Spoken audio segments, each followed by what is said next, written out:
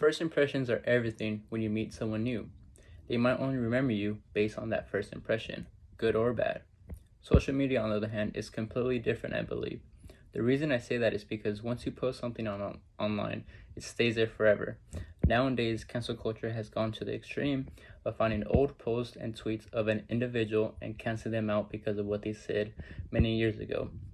I don't agree or disagree with cancel culture because it could show who a person truly is, but what if that individual has grown and learned from their mistakes? This is why social media can be your own worst enemy, especially for student athletes trying to get recruited. For instance, say a young athlete is getting recruited from a major college.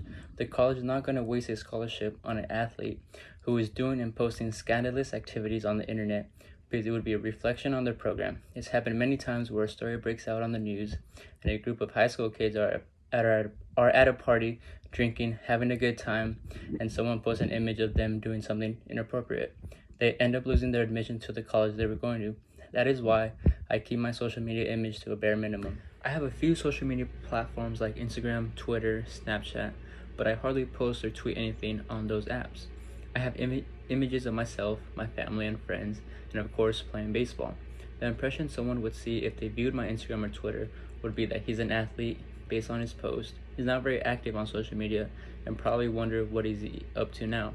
I bet everyone, including me, has done this before where they use social media to do research on a person. Some people might not admit it, but why not if the information is easily accessible? Most of the time you won't really find the information you truly want because, like most people, they only post what others would want to see.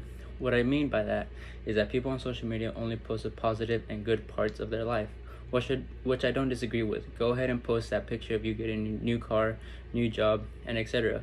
But many won't post the negative things that happen in their life.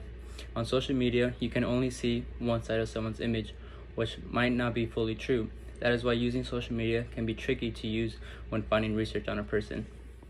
I don't have many guidelines that I follow when posting on social media, but if I do post on social media, I would not want to post anything that might come back and affect me in the future. Another guideline I would follow is don't post anything I don't want my parents, family, or coaches to see. Personally, I have taken a few breaks on social media. A few years back, I used to have TikTok and I was constantly on it. I mean, it felt like an addiction because I couldn't stop scrolling through the videos right before bed. I would go on the app around 10 minutes before I would want to sleep, and 3 hours would go by. I would be wondering where the time went. It wasn't until I watched a Netflix documentary called The Social Dilemma that made me delete TikTok and not use it since. It's a very interesting documentary explaining the impact of social media and how big technology companies are able to influence and manipulate their users.